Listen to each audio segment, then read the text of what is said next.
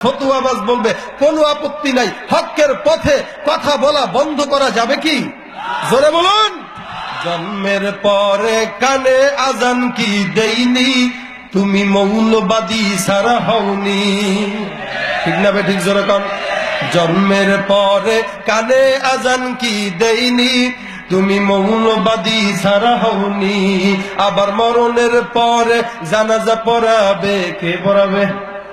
আবার মরণের পরে জানাজা পড়াবে, তখন কোথায় পালিয়ে যাবি? বিদ্রোহী বিপ্লবী মৌলবাদী কেন জঙ্গিবাদী? বেহাইয়া নারীর এই কেমন কথা, বোরকা দেখলেই মাথা ব্যথা। বেহাইয়া নারীর এই কেমন কথা, ইসলাম নিয়ে ওদের মাথা ব্যথা। আবার পর্দার কথা যখন বলি, তখন বলে ফতুয়াবাজি। বলো না, বলো না। বিদ্রোহী বিপ্লবী মৌলবাদী কেন জঙ্গিবাদী?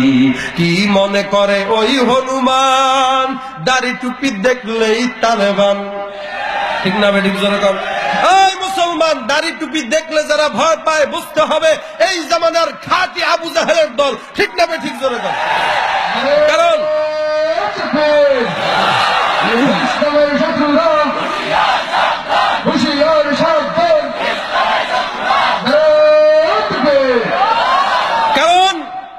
সাহাবা একরাম যখন মেসওয়াক করত, কাফের বেঈমানরা কামানের ভয় পাইত।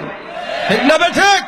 এই জামানায় যারা টুপি পাগড়ি জুব্বা মেসওয়াক দেখলে ভয় পায়, বুঝতে হবে এরা খাঁটি আবু জাহেলের উম্মত। ঠিক না বেঠিক? জোরে কর। কি মনে করে ওই হনুমান, দাড়ি টুপি দেখলেই তালেবান। আবার সিংহের চেয়েও বেশি ভয় পায় মাথায় পাগড়ি দেখে যদি। বিদ্রোহী বিপ্লবী মৌলবাদী কেন জঙ্গিবাদী? সত্যের পক্ষে গান গাই বলে আমি বিদ্রোহী, সত্যের পথে ডাকি বলে আমি বিপ্লবী। কোরআনের কথা বলি তাই বলে আমাকে মৌলবাদী, জিহাদের কথা বলে তাই বলে আমাকে জঙ্গিবাদী। কেন বিদ্রোহী বিপ্লবী মৌলবাদী আমি জঙ্গিবাদী? বিদ্রোহী বিপ্লবী মৌলবাদী কেন জঙ্গিবাদী? রাগ করতেছেন নাকি? বলবো তো, শেষ করে দেই। ভয় পাইতেছেন মনে হয়। ভয় পাওয়া যাবে না। বাঁচতে হয় সিংহের মতো বাঁচবো, শিয়ালের মতো নয়।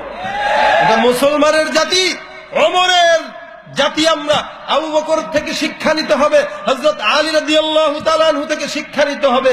বাঁচতে হবে তো সিংহের মতো।